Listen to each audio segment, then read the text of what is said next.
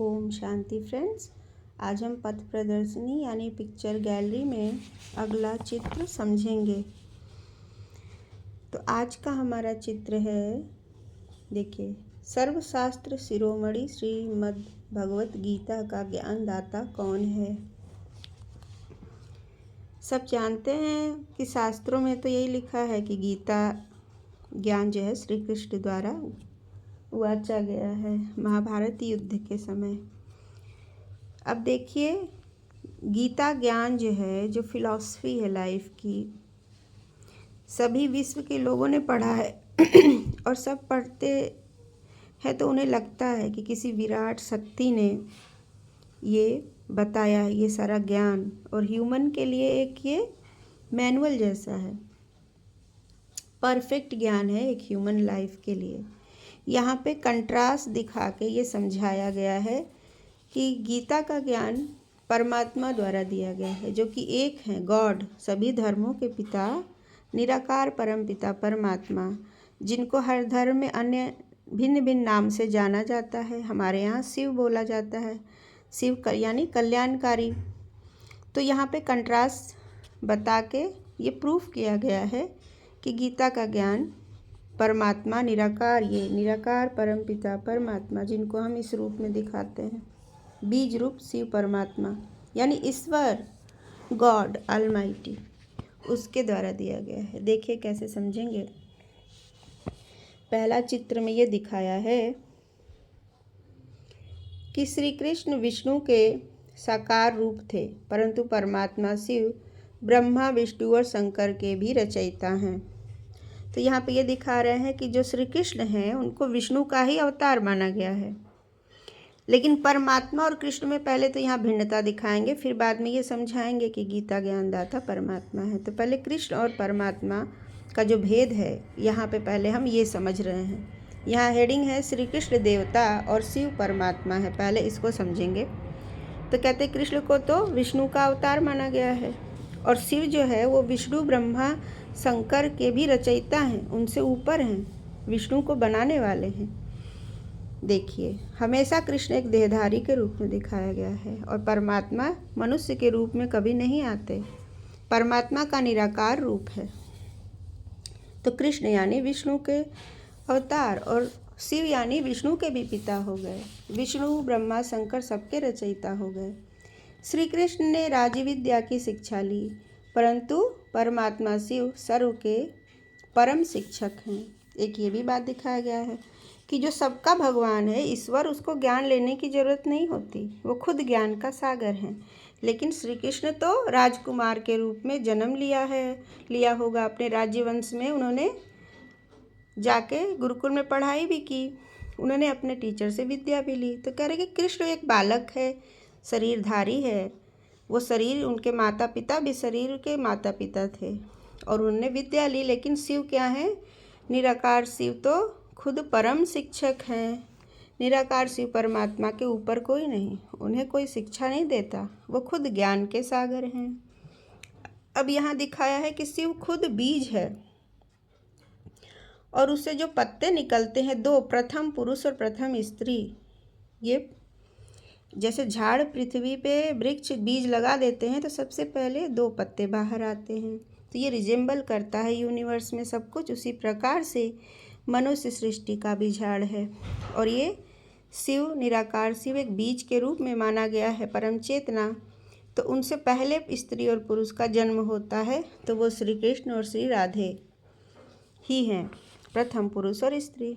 तो इस प्रकार से कृष्ण देवता माना गया है, देवी देवताओं का जन्म होता है सतयुग में पृथ्वी पे। लेकिन ये शिव कौन है? ये तो परमात्मा है। गॉड और परमात्मा यानी ईश्वर और देवी देवता और डिटीज एंड ऑलमाइटी में फ़र्क क्या है वो समझाया गया है यहाँ देखिए, श्री कृष्ण ने अपने माता पिता से पालना ली, परंतु परमात्मा शिव सभी के पारलौकिक माता पिता हैं। फिर यहाँ पे भी यही है कि भाई कृष्ण एक देहधारी है और उनके शरीर वाले ही माता पिता थे, उससे उनको पालना मिली। लेकिन परमपिता परमात्मा तो खुद सभी आत्माओं को पालना देने वाले पारलौकिक पिता हैं, वो तो सभी देहधारियों के पिता हैं। फिर यहाँ देखिए परम पिता शिव, गीता माता। हम नहीं जानते हैं क्योंकि शास्त्रों में नाम दे दिया है, लेकिन गीता ज्ञानदाता शिव है। ये ज्ञान जो आया है वो परमात्मा द्वारा आया है।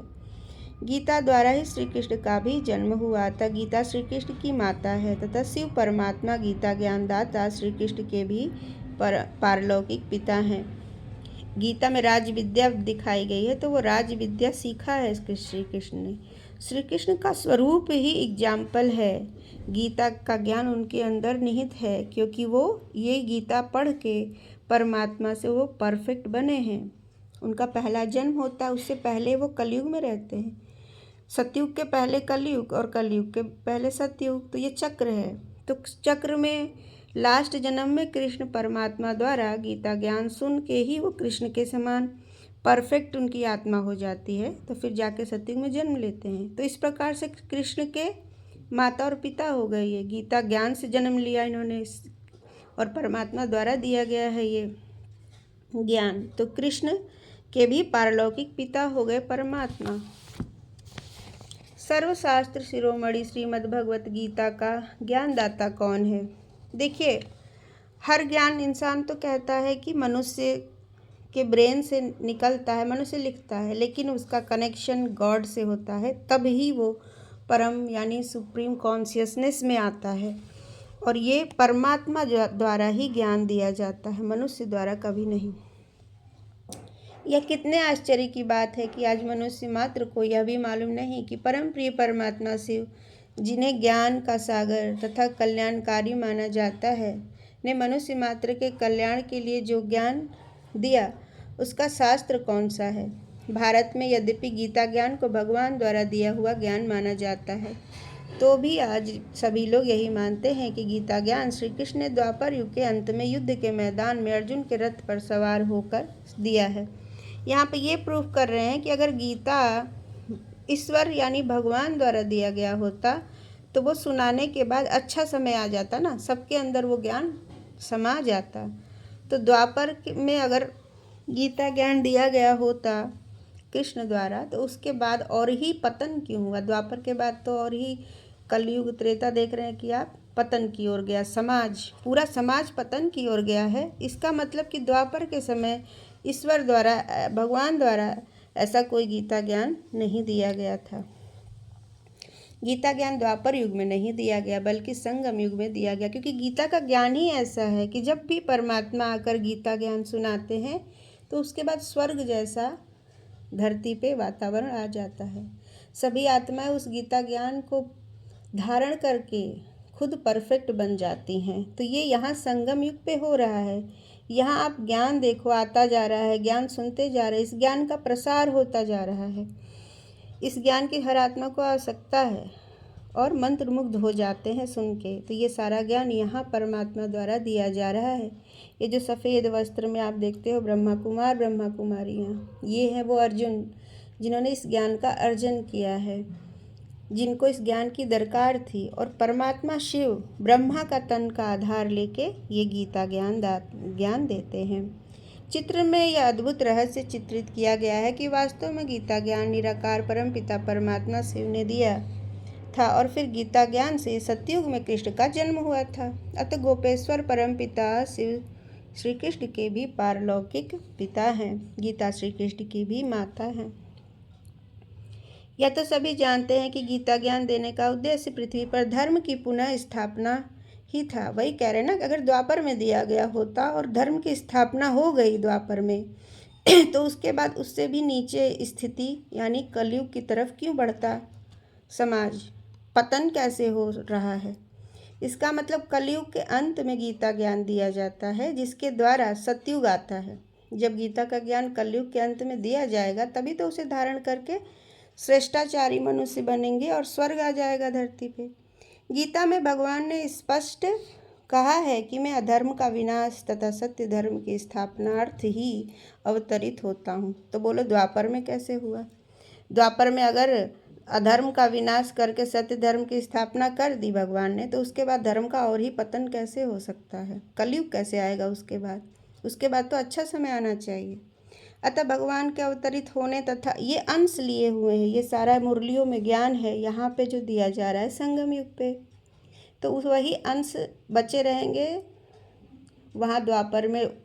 मनुष्य आत्माएं हैं, उसको वो मिलेंगे अंश, और उसमें से पढ़ के थोड़ा बहुत, जैसे कहते आटे में नमक के मिसल ही सत्य है शास्त्रों में।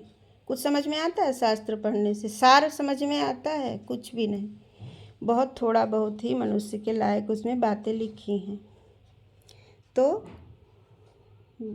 परंतु सभी जानते हैं और मानते हैं कि द्वापर युग के बाद तो कलयुग ही शुरू हुआ, जिसमें तो धर्म की अधिक हानि हुई और मनुष्यों का स्वभाव तमोप्रधान अथवा आसुरी ही हुआ। अतः जो लोग यह मानते हैं कि भगवान ने गीता ज्ञान द्वापर युग के अंत में दिया, उन्हें सोचना चाहिए कि क्या गीता ज्ञान देने और भगवान के अवतरित होने का यही फल हुआ? क्या गीता ज्ञान देने के बाद अधर्म का युग प्रारंभ हुआ? स्पष्ट है कि उनका विवेक इस प्रश्न का उत्तर न शब्द से ही देगा।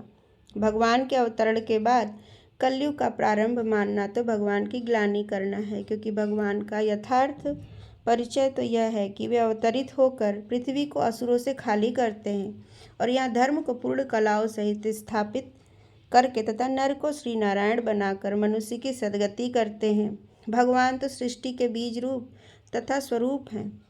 अतः इसी धरती पर उनके आने के पश्चात जो नए सृष्टि वृक्ष अर्थात नई सतयुगी सृष्टि का प्रादुर्भाव होता है। इसके अतिरिक्त यदि द्वापर के अंत में गीता ज्ञान दिया गया होता तो कलयुग के तमोप्रधान काल में तो उसकी प्रारब्ध ही न भोगी जा सकती। आज भी आप देखते हैं दिवाली के दिनों में श्री लक्ष्मी का आह्वान करने के लिए भारतवासी अपने घरों को साफ सुथरा करते हैं तथा दीपक आदि जलाते हैं। इससे स्पष्ट है कि अपवित्र तथा अंधकार वाले स्थान पर तो देवता अपने चरण भी नहीं रखते। अतः श्री कृष्ण का अर्थात लक्ष्मी पति श्री नारायण का जन्म द्वापर में मानना महान भूल है। जहाँ पे कि धर्म की और हानि होती जा रही है, वहाँ देवता अवतरित नहीं होते हैं, वहाँ देवताओं का वास नहीं होता। देखिए, हम पूजा पाठ भी करते हैं, कितनी स्वच्छता सफाई और मन में पवित्रता के साथ उनका आह्वान करते हैं, क्योंकि जानते हैं कि अपवित्र स्थान पे अपवित्र मन में कभी भी ईश्वर या देवी देवता वहाँ आ नहीं सकते हैं। इसलिए देवताओं का समय ही सतयुग है। तो ये अतः श्री कृष्ण का अर्थात लक्ष्मीपति श्री नारायण का जन्म द्वापर में महान भूल है। उनका जन्म तो सतयुग में हुआ, जबकि सभी मित्र संबंधी तथा प्रकृति पदार्थ सत्व प्रधान दिव्य थे और सभी का आत्मा रूपी दीपक जगा हुआ था। सृष्टि में कोई भी म्लेच्छ या क्लेश नहीं था। श्री कृष्ण सत्व प्रधान गाए हुए हैं, 16 कला संपूर्ण माने गए हैं, तो उनका स्थान और समय हमारी आत्मा से मैच करता है।